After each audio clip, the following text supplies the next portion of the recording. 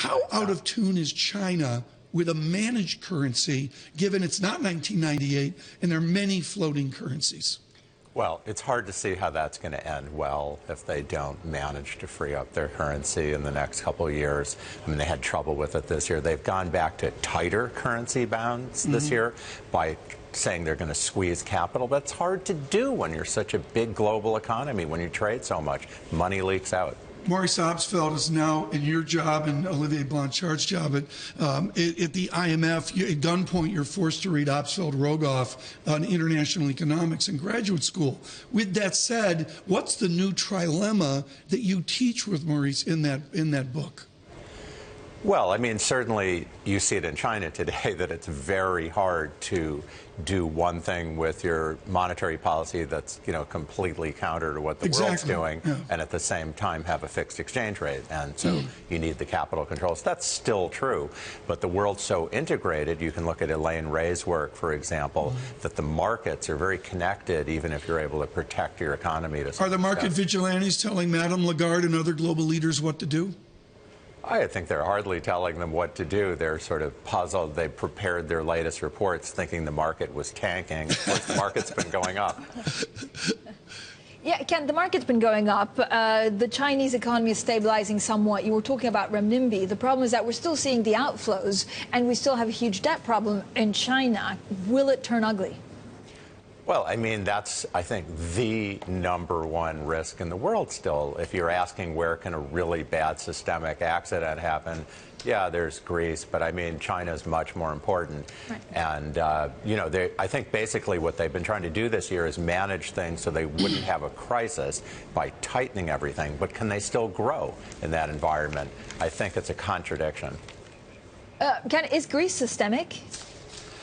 Well, it depends on what happens. I mean, I think the leaders are so tired of having endless meetings over it, they'll make a concession somehow. I don't think it'll end up being systemic. But, the broader problems, if Europe doesn't grow, what happens in Greece may move on to other countries.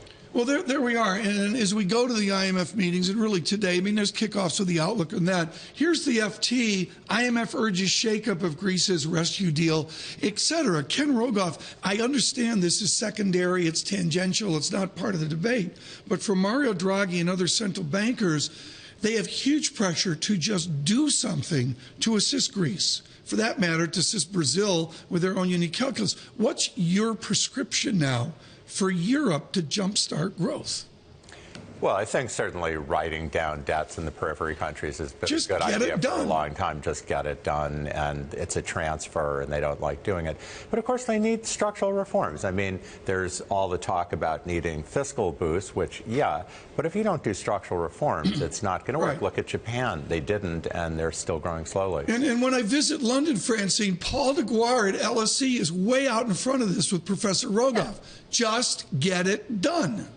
I know, but this is what everyone says, right, Tom? It's easier said than done. Than when you look at the structural reforms, this is not something that the UK needs. We have very flexible laws, thank you very much, in London. It's countries like France, it's countries like Italy. And, Ken, I guess my counter-argument is that we've already done more than we have in the last 30 years. It's just that we're starting from such a far point that Europe needs time.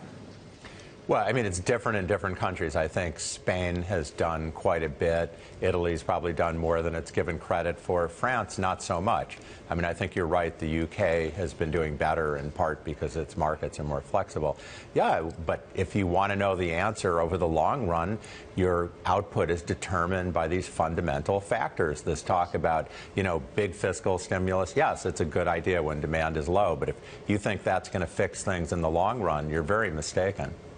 And, Tom, the problem with just getting it done is that we also have a very complicated political anti-establishment movement here in Europe. So if you do structural reforms, it may also push a lot of voters to push either extreme right or extreme left, a little bit like what you're seeing in the States. So it's a lot more nuanced and complicated than sometimes we give it credit for. Yeah, I'll go with that as well. Let's switch gears here and set the template with you, Adam Posen, David Lipton, later. One of the great ideas here is Olivier Blanchard's courage to even address the idea of reflation X number of years ago. He had a great panel at the IMF with Stiglitz and others. Where are we, and this goes to your wonderful book, This Time is Different, getting out of the crisis through the solution of reflation? Are we reflating, and are we doing it correctly? Well, obviously we're not. I mean, if you look at the IMF... I just got put in the Rogoff timeout chair with that question, just so you know. We're not reflating, but do we need to, and how do we get there? Well, I mean, the existing framework, I think, has its problems. Olivier favors having a higher inflation target. Right. I favor clearing the way to make negative rates work more effectively. But within the current framework, they could still do a lot by being less evangelistic about their inflation targets. I mean, everybody views the 2% as an upper bound. They won't let it go higher. Right. And so anytime it creeps up close to it, they think they're going to tighten. They need to change their whole dialogue about that and say, you know, right, overshooting's not bad. And they're worried they'll lose credibility because they say, we can't even make it 2%. Why are we going to talk about 3%? They're connected. Right. If you say you're not worried about 3, it's easier to get to 2. And let's talk to Ken Rogoff about our single best chart. We showed this a few weeks ago. This time is different. This is not in Rogoff's book. Maybe it should be.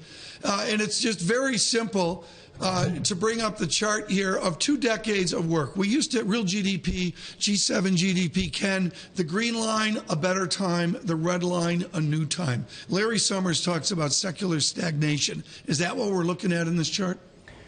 I think the primary things going on are demographics and aftermath of the financial crisis. And you can use the word secular if you're talking about 10 years from now. I think the chances are growth is fast, as good as growth has been. You have an optimism versus Professor Gordon, who looks at it. Absolutely. I'm much more worried for my children that the economy is going to grow. Productivity is going to be faster than they can socially handle rather than too slow. Ken, overall, though, do we, as long as we're not in a recession, right, even if we have slow growth, it's not too bad as long as people have jobs. Is that fair, or is it too simplistic? Well, I mean, come on, it's important, but it's not enough. We've gone through this period where within the rich countries, inequalities increased and created pressure for, I think, a lot of counterproductive policies compared to just tax policy to redistribute income. Ken Rogoff, thank you so much. Very generous of you this hour before the IMF meetings. We greatly appreciate it. Professor Rogoff is with Harvard.